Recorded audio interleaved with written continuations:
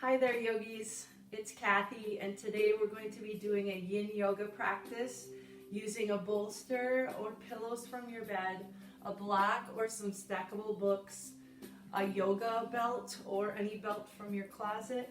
And I'd like you to start with your mat with the short end of it against the wall. We're going to be doing a few wall yin yoga poses to begin our practice today. Let's begin. Our first yoga pose in our yin yoga practice will be legs up the wall, Viparita Karani. You're welcome to use your bolster pillows to provide some support underneath your tailbone. To get into the pose, you need to lay on your side on your shoulder and bring your sitting bones as close as you can to the wall. Once you're there, slide your legs up the wall. Flex your toes toward your face. Now we're going to place our palms up with our arms open in goalpost or cactus arms. Taking some big breaths here, close your eyes and remain in this pose for your first 5 minutes. Slowly bring one hand to heart, one hand to belly. We're going to take our right leg and cross it so that our ankle is just above the left knee joint. Slowly slide your left heel in toward your glute, and you'll notice your tailbone lifting up. That's okay. Once your left foot is flat on the wall, then press your tailbone down toward the mat, keeping your right knee pressed away from you, and enjoy this wall pigeon pose.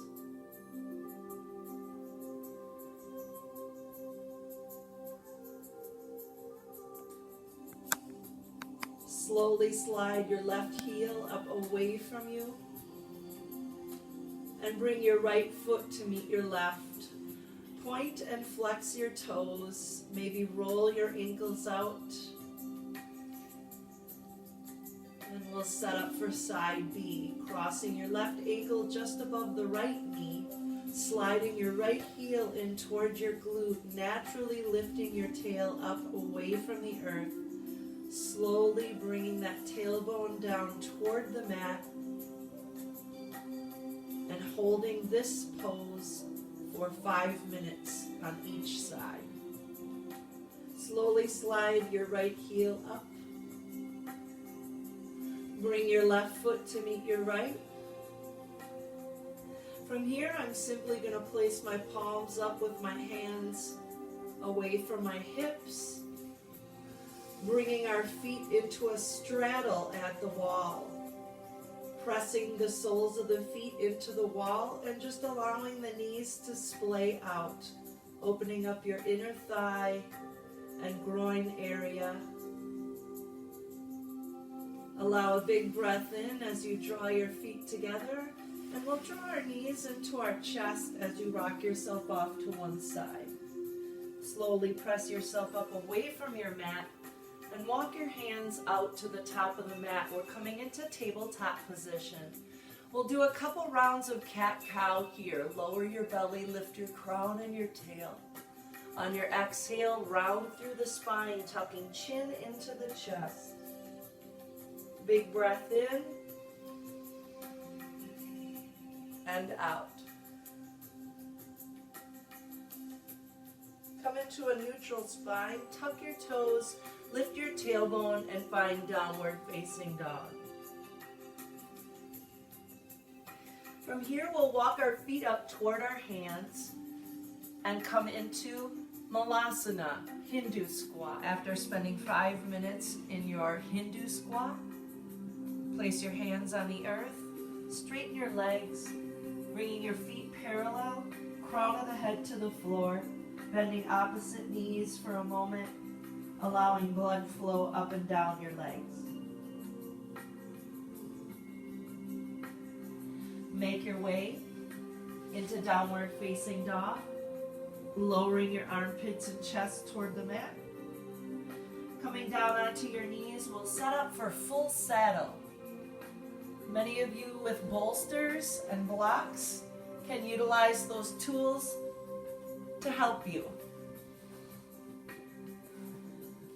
Some of you may stay in tall arms, fingertips pointing toward your feet, lifting chest and heart. Some of you may come down onto your forearms, and many of you will recline all the way back. Slowly rise up off your mat. And tuck your toes, lift your tail, and come into downward facing dog.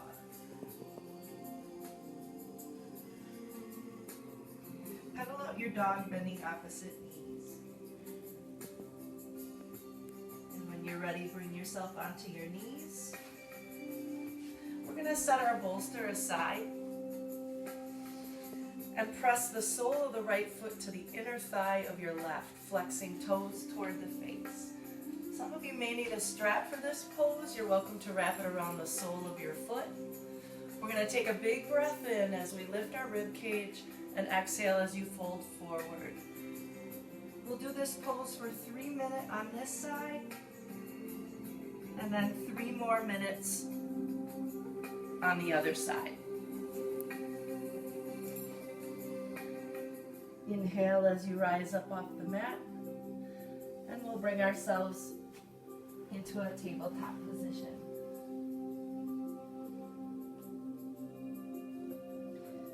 From here, I want you to come down onto your belly, and we're going to take Sphinx Pose.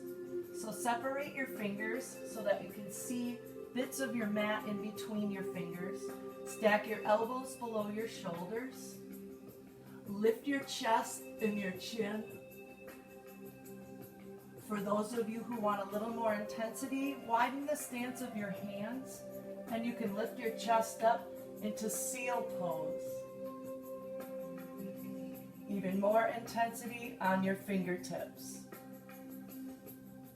Keep your neck open and your gaze up.